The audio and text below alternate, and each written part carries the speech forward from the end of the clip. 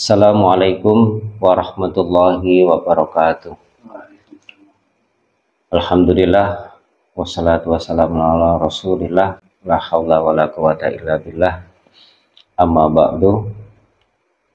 Pemirsa dimanapun Anda berada yang dimuliakan oleh Allah Subhanahu wa ta'ala, pada kesempatan sore hari ini kita wajib bersyukur kehadirat Allah Subhanahu wa ta'ala karena Allah telah melimpahkan nikmat dan karunia yang tiada terbatas kepada kita sekalian, sehingga dalam kesempatan hari ini di bulan yang penuh maghfirah, ampunan dari Allah Subhanahu wa ta'ala, bulan yang penuh rahmat kasih sayangnya Allah Subhanahu wa ta'ala, kita masih dipertemukan dengan bulan Ramadan.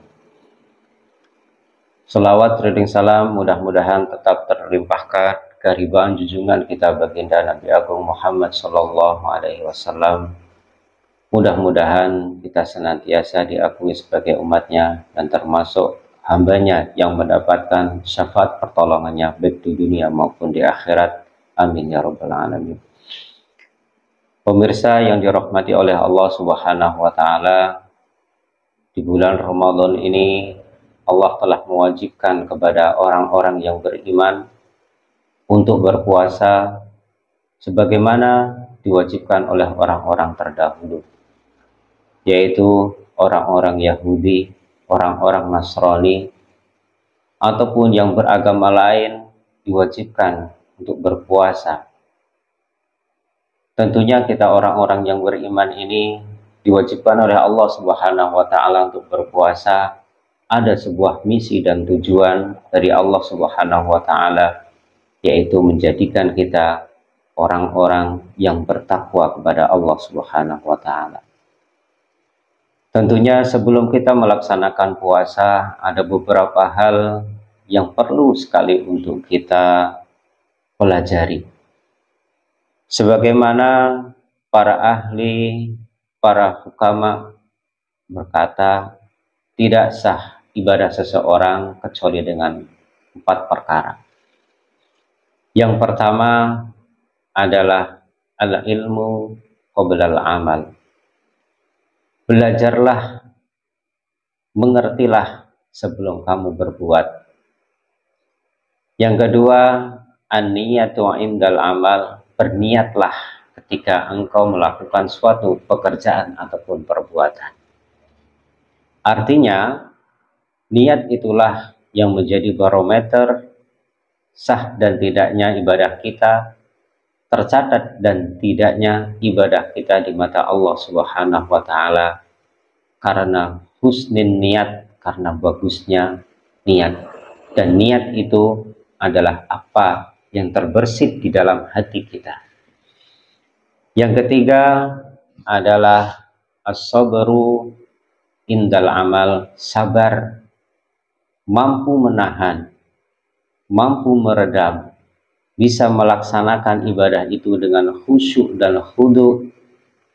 Kita laksanakan dengan sebaik-baiknya berdasarkan rukun dan syaratnya ketika kita beribadah kepada Allah Subhanahu wa ta'ala.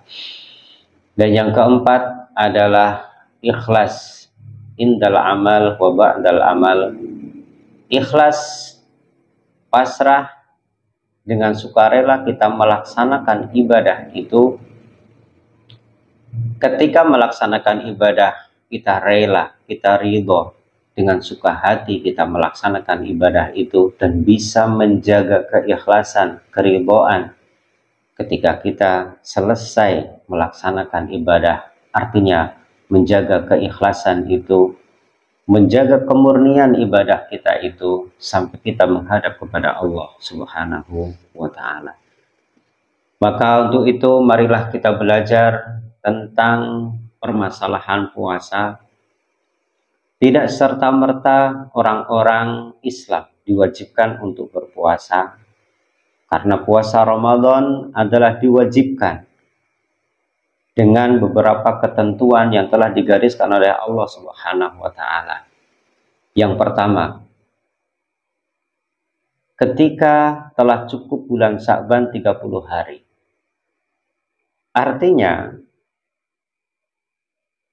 ketika bulan Sya'ban ini telah mencukupi 30 hari, berarti besok secara otomatis akan jatuh 1 Ramadan. Nah, ketika sudah bisa dipastikan bahwasanya 1 Ramadan telah jatuh, maka orang-orang yang beriman yang telah memenuhi syarat-syaratnya akan diwajibkan dia untuk menjalankan ibadah puasa. Syarat yang kedua, sebelum lengkap 30 hari, misalnya pada tanggal 29 Sya'ban ada salah satu orang yang melihat bulan ataupun hilal dengan ketentuan-ketentuan yang telah dibenarkan di dalam syariat, yang telah memenuhi kriteria hilal tampak, maka orang yang telah melihat hilal yang telah tampak dengan memenuhi syarat, maka baginya adalah wajib melakukan ibadah puasa di esokan harinya. Syarat yang ketiga, dengan melihat bulan yang disaksikan oleh seorang yang adil, kemudian dia dimintai kesaksian di muka hakim atau di hadapan hakim, maka orang tersebut, hakim menerimanya karena melihat orang tersebut adalah orang-orang yang telah memenuhi syarat, maka berita tersebut dikabarkan, maka orang yang melihat, orang yang menyaksikan, wajib baginya adalah untuk melaksanakan ibadah puasa di bulan Ramadan. Syarat sah puasa Ramadan atas 4 perkara. Yang pertama, harus beragama Islam. Artinya, orang-orang yang telah mengakui Islam, maka ada kewajiban baginya untuk melaksanakan ibadah puasa. Bagaimana orang-orang yang di luar Islam, apakah diwajibkan berpuasa? Jawabannya tidak. Karena di dalam konsep Islam, Allah mewajibkan hanya kepada orang-orang Islam, orang-orang yang beriman. Lalu kemudian timbul pertanyaan, apakah semua orang Islam itu wajib melaksanakan ibadah puasa? Tidak. Orang-orang yang diwajibkan oleh Allah Subhanahu wa Ta'ala memasuki syarat yang kedua adalah orang-orang yang berakal, orang-orang yang akalnya itu sehat. Berarti orang-orang yang majnun, orang-orang yang bodoh, orang-orang yang ketertinggalan mental, orang-orang yang gila, berarti di situ tidak ada kewajiban untuk melaksanakan ibadah puasa. Karena ibadah puasa tadi dibebankan kepada orang-orang yang berakal. Lalu apakah orang itu kemudian sudah Islam, sudah berakal, kemudian wajib melakukan ibadah puasa? Tentu tidak. Ada syarat yang ketiga, maka orang itu harus baligh. Baligh artinya ataupun mukallaf, misalnya perempuan dia telah haid. Seorang laki-laki misalnya telah berusia 15 tahun menurut hitungan hijriyah. Sekali lagi perlu dicatat, menurut hitungan hijriyah, bukan menurut hitungan Masehi.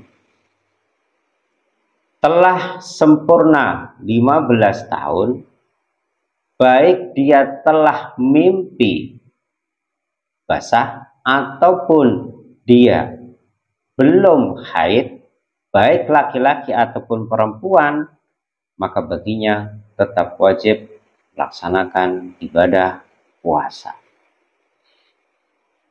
Kemudian syarat yang keempat, apakah orang-orang yang telah Islam, telah berakal, kemudian orang-orang yang telah baligh, ini semuanya wajib untuk melakukan ibadah puasa? Tidak. Orang yang wajib melakukan ibadah puasa. Yang keempat adalah orang ataupun bulan tersebut telah masuk bulan Ramadan. Karena diwajibkannya adalah bulan Ramadan.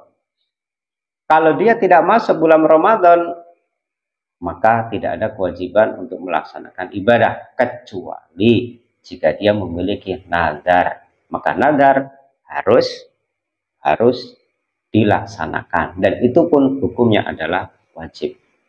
Maka di bulan Ramadan kewajibannya adalah dilaksanakan pada bulan Ramadan. Kemudian apakah orang yang Islam berakal, sudah balik, sudah masuk bulan Ramadan juga harus melakukan ibadah puasa? Ada syarat berikutnya. Ibadah puasa Ramadan tidak diwajibkan bagi orang-orang yang tidak dalam keadaan suci, terutama adalah para kaum wanita. Misalnya dia sedang haid, maka tidak ada kewajiban dia untuk melaksanakan ibadah puasa di bulan Ramadan. Orang-orang yang nifas, maka tidak ada kewajiban baginya untuk melaksanakan ibadah puasa. Bahkan kalau dia sampai melakukan ibadah puasa, maka dia akan menanggung dosa. Yang dibenarkan adalah imsak, menahan, tetapi tidak dihitung, dia tidak diperkenankan untuk melaksanakan ibadah puasa di bulan Ramadan. Nah, setelah syarat-syarat ini tercukupi, maka ada syarat wajib yang selanjutnya adalah dia mampu untuk melaksanakan ibadah puasa. Artinya, orang-orang yang tidak mampu untuk melaksanakan ibadah puasa. Siapakah orang-orang yang tidak mampu melaksanakan ibadah puasa? Satu, orang-orang yang sakit, maridun. Orang-orang yang sakit, yang apabila dia melaksanakan ibadah puasa, maka sakitnya akan bertambah. Artinya, ketika kita melaksanakan ibadah puasa, maka sudah bisa dipastikan akan mengganggu kesehatannya ataupun mengganggu nyawanya. Maka ada rukhsah, keringanan bagi orang-orang yang tidak dalam keadaan kuat berpuasa, ataupun orang yang sudah teramat tua, yang tidak mungkin melaksanakan ibadah puasa. Nah, ini juga ada rukhsah, keringanan bagi orang-orang yang tidak kuat puasa tadi. Ada lagi rukhsah yang diberikan oleh syariat Islam, yaitu orang-orang yang sedang safar, orang-orang di dalam bepergian. Itu ada rukhsah, ada keringanan, dia tidak melaksanakan ibadah puasa. Tetapi dianjurkan oleh Allah Subhanahu wa Ta'ala, baik orang yang sakit tadi ataupun orang-orang yang di dalam perjalanan, awalilah, niatilah ketika sebelum bepergian, niatlah berpuasa. Toh nanti ketika kita di dalam bepergian itu tidak mampu untuk melaksanakan, maka Allah memberikan rukhsah, maka berbukalah. Demikian pula orang yang sakit, maka di pagi hari niatlah untuk berpuasa.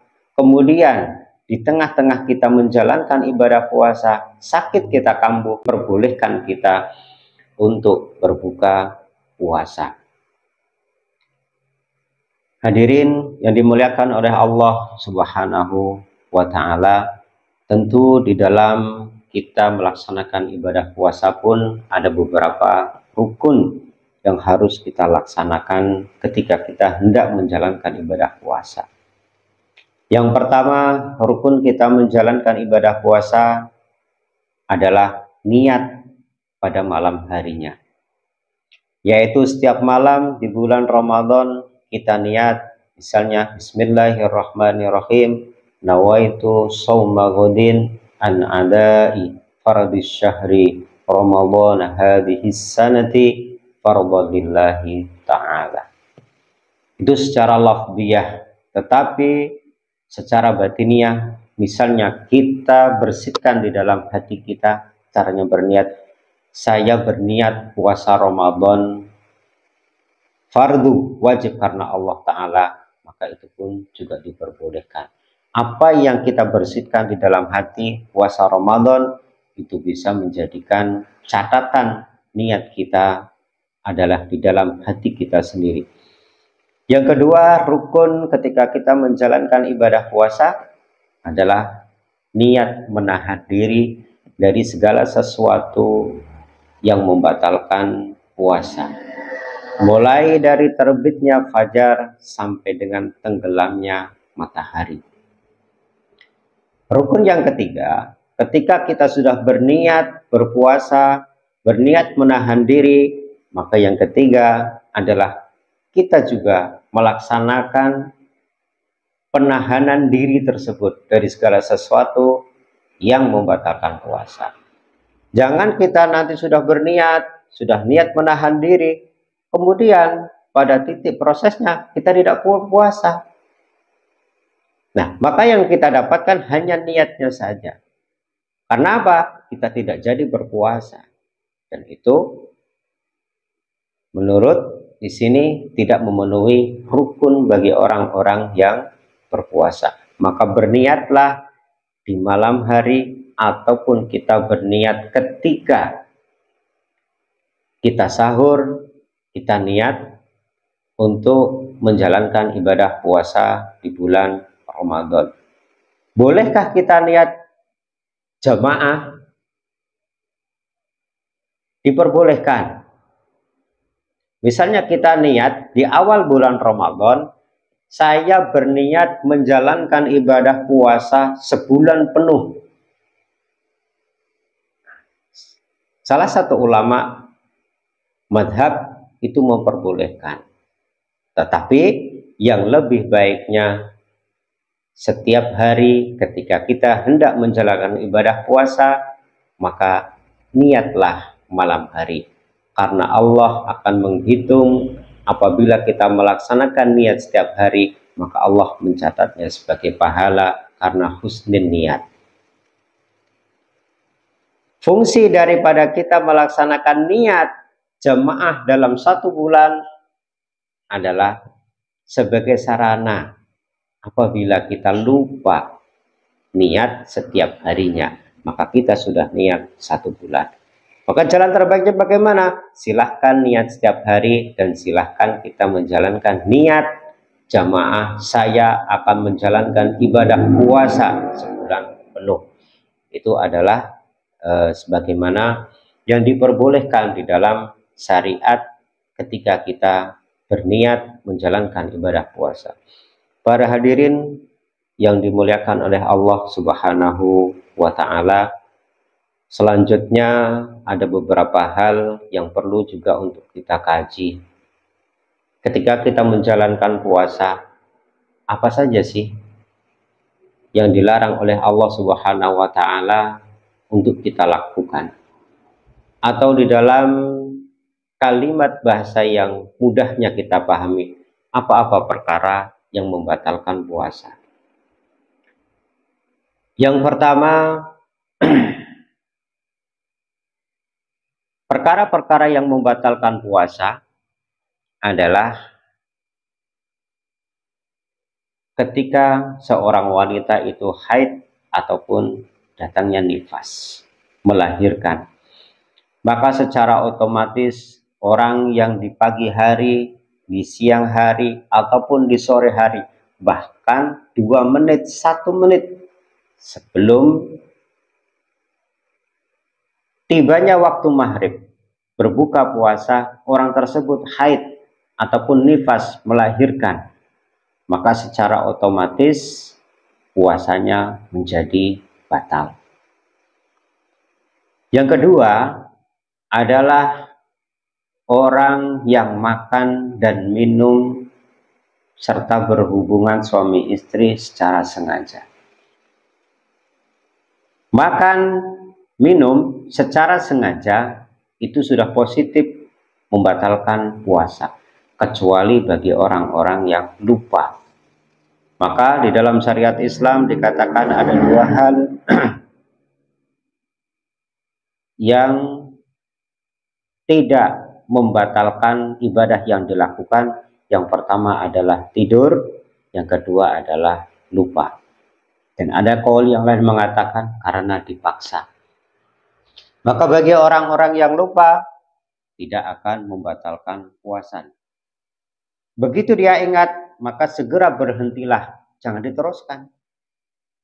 Tetapi berhentilah, tinggalkan makan dan minumnya, kembali berpuasa, meneruskan puasa yang dilaksanakannya. Selanjutnya yang membatalkan puasa adalah memasukkan segala sesuatu ke dalam lubang. Nah, lubang antara pria dan wanita tentu berbeda. Apa saja memasukkan ke dalam lubang itu yang membatalkan puasa? Yang pertama adalah ke dalam mulut, berarti makan dan minum atau memasukkan dengan sengaja ke dalam mulut kita sehingga masuk ke dalam kerongkongan kita dan masuk ke dalam perut kita. Kemudian memasukkan sesuatu ke dalam dua lubang hidung kita dengan sengaja. Nah, bagaimana ketika kita pergi ke waterboom misalnya? Kemudian kita lompat dari atas ke bawah, kemudian kita dari sini masuklah air ke dalam hidung kita ataupun melalui telinga kita. Apakah hal itu membatalkan puasa? Maka para ulama banyak yang mengatakan hal itu membatalkan puasa. Kenapa? Karena dia niat untuk mandi dan ketika mandinya adalah tidak berhati-hati.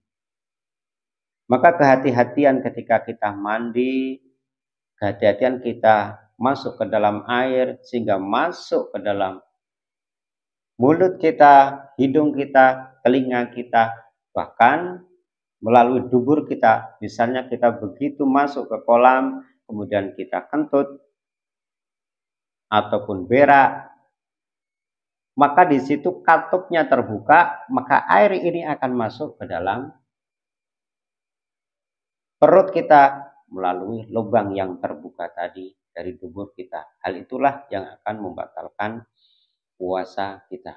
Lalu apalagi memasukkan sesuatu ke dalam dua telinga kita, baik secara sengaja ataupun kurang hati-hati ketika kita memasukkannya. Ketika kita mandi misalnya harus berhati-hati, harus bisa benar-benar menjaga. Kemudian memasukkan ke dalam jalan belakang kita. Nah, ketika di dalam syariat Islam, para hadirin sekalian yang dimuliakan oleh Allah Subhanahu wa taala, bahkan ketika kita cebok, ketika kita membasuh kotoran yang ada di belakang kita, dari dubur kita ataupun dari depan kita, terutama yang ibu-ibu ataupun kaum remaja putri, itu harus berhati-hati. Karena ada batasan-batasan yang harus dibersihkan, jangan sampai masuk melalui lubang tersebut, karena yang diperbolehkan adalah dohiriyahnya yang terlihat ketika kita jongkok.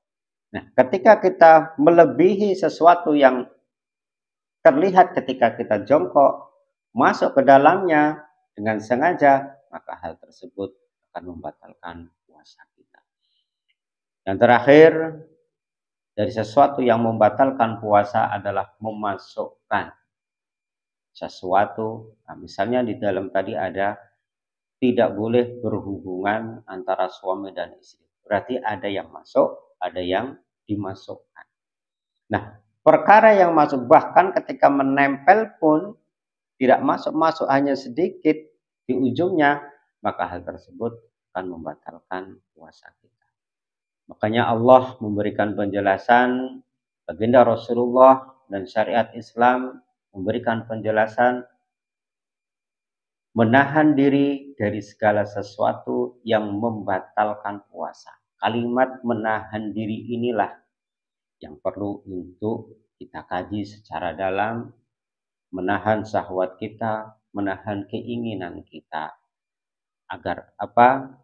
Puasa kita menjadi puasa yang sempurna, puasa yang diharapkan oleh Allah Subhanahu wa taala menjadi puasa-puasa yang mendapatkan, yang mendidik kita menjadi orang-orang yang bertakwa. Mungkin di dalam kesempatan yang mulia ini demikian yang bisa saya sampaikan. Tentunya banyak kekurangan dan kekhilafan. Untuk itu sekali lagi saya mohon maaf yang sebesar-besarnya. Mudah-mudahan cara ini bisa menjadi manfaat terutama bagi pribadi saya sendiri dan umumnya pada pemirsa sekalian. Saya akhiri binas syaratal mustaqim. Allahumma waffiq. Assalamualaikum warahmatullahi wabarakatuh.